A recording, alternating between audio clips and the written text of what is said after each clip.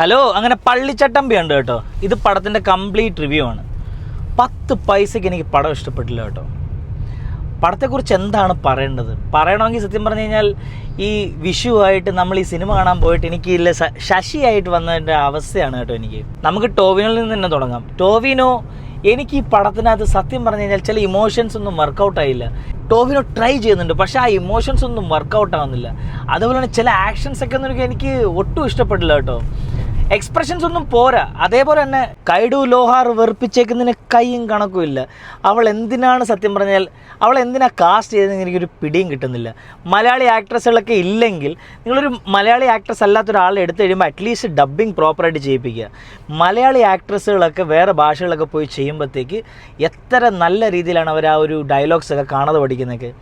ഇതിനകത്ത് ഡബ്ബ് ചെയ്യുന്നതോ പോട്ടെ, ഡയലോഗ്സ് ലിപ്സിങ്കിങ് ആണെങ്കിലും ഒന്നും അങ്ങോട്ട് വർക്കൗട്ട് ആവുന്നില്ല. ചില സീൻസൊക്കെ എന്നൊക്കെ പറഞ്ഞു കഴിഞ്ഞാൽ എൻ്റെ പൊന്നോ, നമുക്ക് ആ എടുത്ത് കാണുന്നുണ്ട്. ആ ഒരു ഓവർ ആക്ടിങ്ങും പിന്നെ എക്സ്പ്രഷൻസൊക്കെ ഓവറായിട്ട് ചെയ്യുന്നതൊക്കെ നമുക്ക് കാണുന്നുണ്ട്.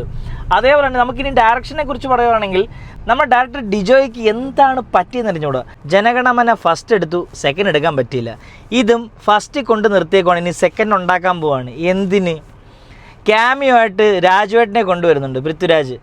ആ കൊണ്ടിരുന്ന 5 മിനിറ്റ് ഈ പടത്തിന് നമുക്ക് എന്തെങ്കിലുമൊക്കെ ഉണ്ടാവും, സെക്കൻഡ് ഹാഫിൽ എന്തെങ്കിലും ഉണ്ടാവും എന്ന് പറയും. പക്ഷേ ഫസ്റ്റ് ഹാഫ് എങ്ങനെ കൂറയായിരുന്നോ അതേപോലെ തന്നെ സെക്കൻഡ് ഹാഫും പോവും.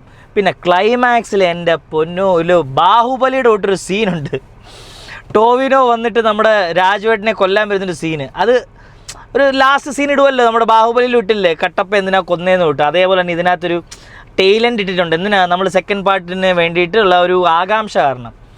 But man, pathetic writing man, and the same goes with the pathetic direction. അതേപോലെ തന്നെ TG രവിയൊക്കെ എന്തിന് അഭിനയിക്കുന്നു? വിജയരാഘവൻ സർ ആണെങ്കിൽ അച്ഛനായിട്ടാണ്. ദുരന്തം എക്സ്പ്രസ് തന്നെ പറയാം. പിന്നെ ജേക്സ് ബിജോയുടെ മ്യൂസിക്, അത് മാത്രം ഒന്ന് കേട്ടോണ്ടിരിക്കാം. പക്ഷേ അതും ആ പാട്ടുകളൊക്കെ എന്ന് പറയുമ്പോൾ നമുക്ക് തെലുങ്കിലൊക്കെ കേട്ടുള്ള ചില പാട്ടുകളൊക്കെ തോന്നുന്നുണ്ട്. ചില ബാക്ക്ഗ്രൗണ്ട് സ്കോറൊക്കെ ഈ മറ്റേ ടോളിവുഡിലൊക്കെ കേട്ട ആ ഒരു ബാക്ക്ഗ്രൗണ്ട് സ്കോർ എനിക്ക് ചെറിയൊരു തോന്നി. ബട്ട് ഓവറോൾ ഈ പടം വെറും വേസ്റ്റ് ആയിട്ടാണ് എനിക്ക് തോന്നിയത് കേട്ടോ. വെറും വേസ്റ്റ്, ആവശ്യമില്ലാതെ. സിദ്ദിഖാണെങ്കിൽ സിദ്ദിഖൊക്കെ എന്തിനോ തിളയ്ക്കുന്ന സാമ്പാർ. അതേപോലെ തന്നെ ഒരു വില്ലൻ വരുന്നുണ്ട്, ഒരു പോലീസുകാരൻ വില്ലൻ. രാജുവേട്ടനാണ് മെയിൻ വില്ലൻ, പക്ഷേ ഒരു പോലീസുകാരൻ വില്ലൻ വരുന്നുണ്ട്. ആ വില്ലൻ്റെ ബിൽഡപ്പൊക്കെ കാണിച്ചു കഴിഞ്ഞാൽ കിടിലം ബിൽഡപ്പായിട്ടാണ് ആദ്യം കാണിച്ചേക്കുന്നത്. പക്ഷേ 2 ഇടിയിൽ വില്ലൻ ചാവുക.